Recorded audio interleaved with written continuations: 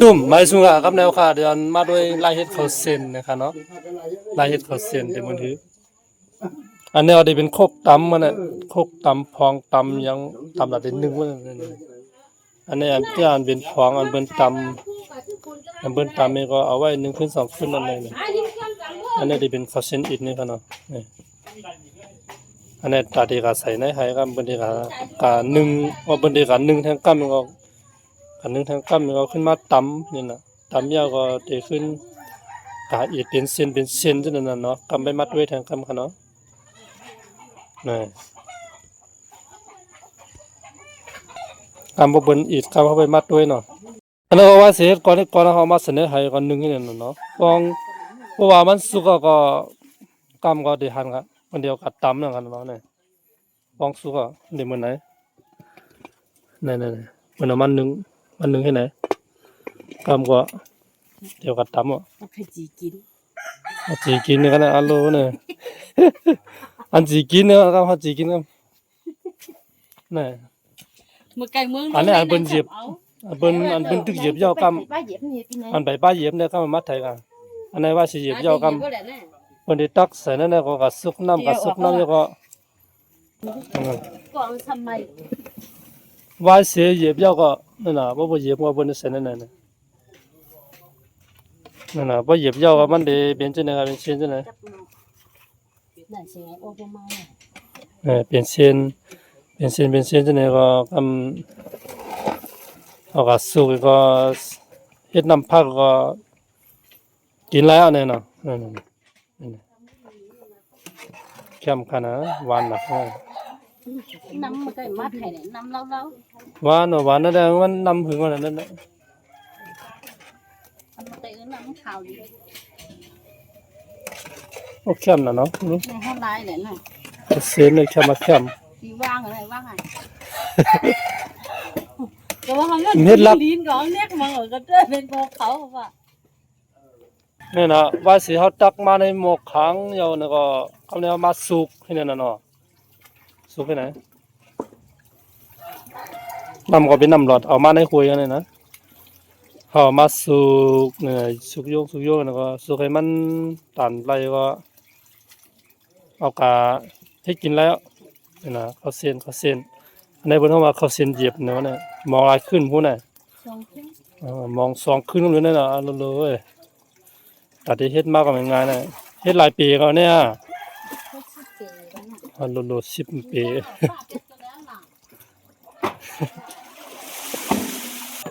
นี่น่ะอันเบิ่น1มื้อไก่ย่อเนาะอันเบิ่น1มื้อไก่ก็ป้องสู้กับบุญมัดตำนี่น่ะตัดได้เป็น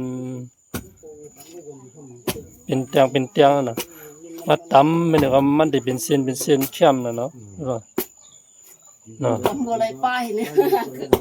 เนี่ยคนทำเนี่ยทำข้าวเส้นเนี่ยทำแล้วก็กาดเหยียบทำในโคกกันนะครับเนี่ยนะครับเขาขับแม่ตัวอย่างเป็นเหยียบกันเนาะคำนึงก็พองยามเหยียบนึงอ่ะมันเดี๋ยวออกมาเป็นเส้นจังได๋เนี่ยตัวไปแล้วผมยามพันว่าลูกหลานเฮาตั้งนานแล้วบ่เด้อผมยามพันว่าเนี่ยในพองยามเพิ่นเหยียบข้าวเส้นเนี่ยว่านะอันเพิ่นตำในโคกกันมืออันเพิ่นตำในโคกมื้อไกลนั่นนี่ก็กำไรมาเหยียบมาใส่ในไหก็มาเหยียบนี่มันได้เป็นเส้นทางดีนี่ออกมาแล้วนี่เปิดไปวันเฮาเดินดูกันจานนึงบนนั่งให้น่ะนั่งก็เอาในเป็นต้นไม้มันเหยียบไปไหนยามผ่านว่าน่ะพี่น้องในเวียงกันยามผ่านจังได๋พี่น้องเมืองนอกก็ยามผ่านเนาะเป็นเส้นเหนียวว่า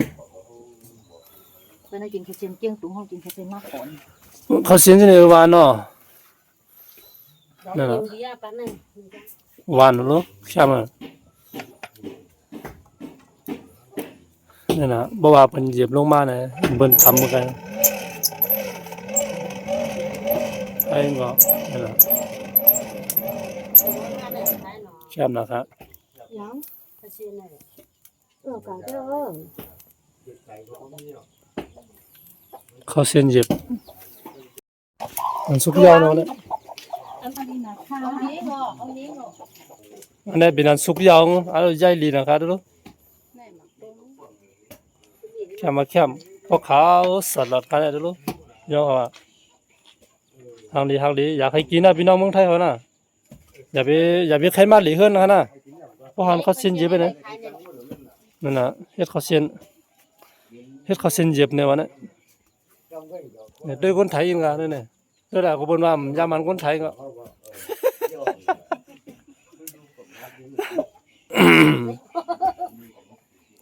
น้ำบุญก็ดึกหนึ่งไว้อันนี้ก็ดึกน้ำบุญก็หนึ่งไว้พอหนึ่งยาวก็ มากินได้ตัวมาเว้ย นั่นแหละพอหนึ่งยาวก็ตามน้ำบุญตามยาวก็อันนี้เดี๋ยวได้ทิ้งไว้เฉยๆนะ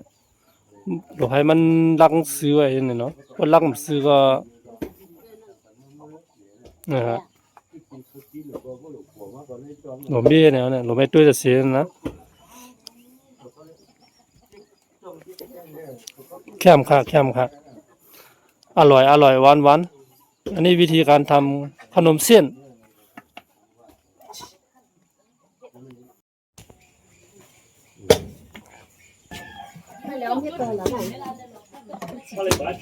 อันนี้ไว้สีหยิบยาวนึงอ่ะเขาขัดตีมาลายให้ก็เอาในใส่เนาะ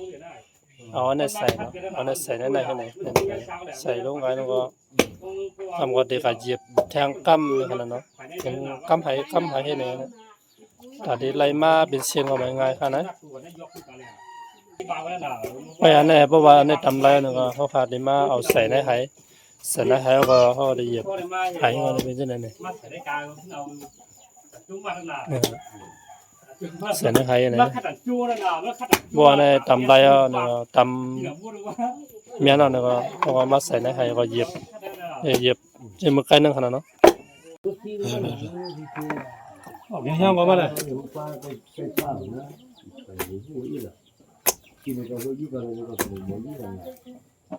ออกย่างๆมาเลย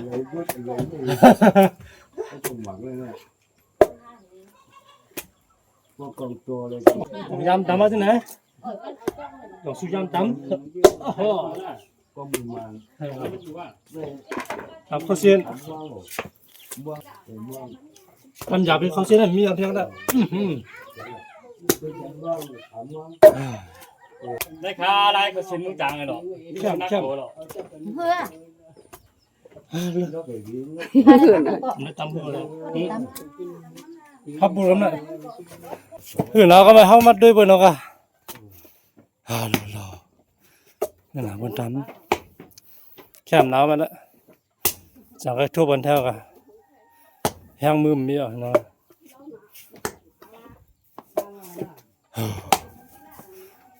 ว่าเสียตำยอเราตำกันเนี่ย เอานั่งแทงให้ได้ยินเลยแล้ว คนมันโดดที่ไหนตัวไปเลยลูกหลานเขาพวกเฮ็ดก็พ่อหมอเฮ็ดก็มันโน้นนั่นให้มันไหลให้ก็มาใส่ในไหนั่นน่ะเนาะใส่ในไหก็เย็บ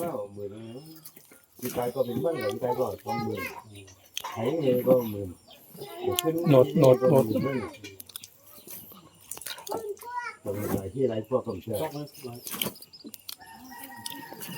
ลายเฮ็ดเขาเส้นเย็บอันบนวานี่มันก็ได้เต็มยำหันหมดเลย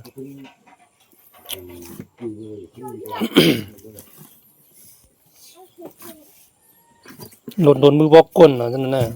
ปวดแบบไป ทำแล้ว มันเลือดนะคะ มันเดือดเลยเนาะ ทุกขาติอยู่เมืองเฮาไผไปใครมาอยู่เมืองเฮาน่ะ เนื้อทุกขาได้เฮ็ดกินจะเนื้อทุกขาได้ แต่ไปใครมาอยู่อีกเมืองเฮาเมืองนอกเฮาน่ะ โอ้ดูหวานแล้วเนาะเฮ็ดอันทุกขาเนาะกินจ้อเนาะ ลูกแต่มื้อสวงม่วงบนน่ะ แต่แต่ได้เงิน1 แสนน่ะมันต่อ แล้วได้เงิน1,000,000ซันตัวบะอะโลเนาะ ต่อค่ะแต่ได้เงิน1 แสนน่ะ ตาได้จ่ายว่าง่ายๆนี่เนาะ อันจ่ายก็10,000ก็ห่อมได้หัง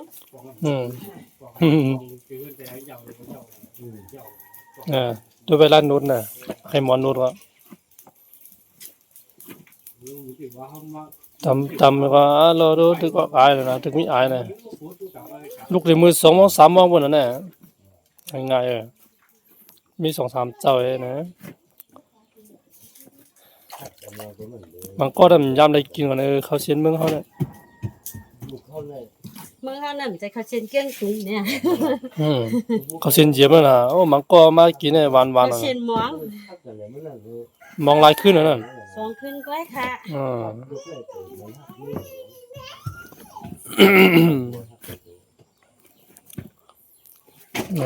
อันนั้นที่เฮ็ดไหนสินะหมึกก่อนเขาก็ยามเฮ็ดเลยเฮ็ดเขาเสียนน่ะทำอะไรมาตัวบนเฮ็ดน่ะเขายามเฮ็ดเอาเลย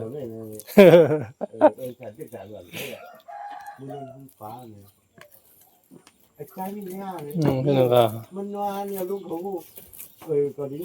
คนเฮ็ดไทยเนี่ยมีไผหมอเฮ็ดบ่เดียวหมอมีคนหมอเฮ็ด ยำหมูตาย นี่น่ะตัวแบบอันนั้นเพราะว่าโน้ตยาวเนาะมันเดียวใส่ในไผนั่นน่ะเนาะ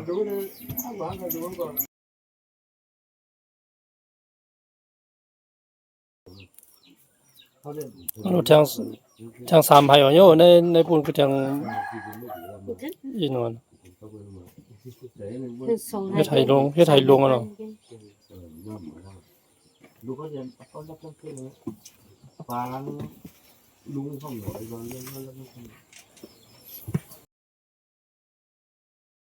ไล่เพิ่นเอาเจิงใส่เอาแผ่นใส่นั่นก็แผ่นน่ะ ใส่เขียนหูปันนี่ล่ะ เขียนหู ใส่ใต้ปันใส่เขียนหูปันแล้วกันนั่นนะ น่ะทำมาได้เฮาด้วยมั้ยเฮาดูนำเขาใครอันก็ ว่าให้ทำมี นี่น่ะก็บางทีอันตัดที่ขาดเย็บน่ะนะตัดที่ขาดเย็บเฮาเย็บน่ะน่ะ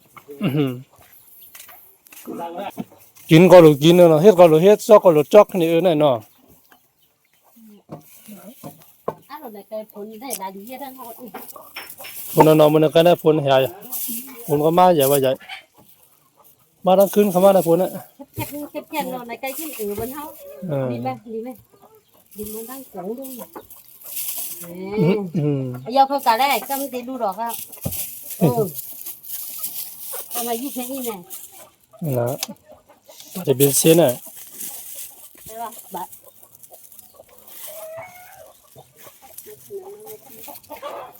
นั่นน่ะพยอมก็ขึ้นนั่งอ่ะนั่นน่ะบ่กุนยอมน่ะบ่กุนยอมได้ก็เดี๋ยวบ่น่ะ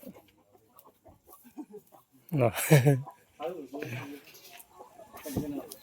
นั่นน่ะอันนี้อันเหยียบยาวอันตึกเหยียบบ่กุนยอมได้ก็เดี๋ยวอะไรนั่งให้นี่ก็มันได้ลงมาไหนนั่นนี่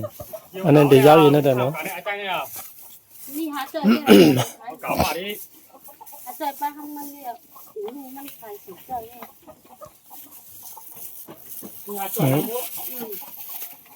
จากค้างเนี่ยหาเจอ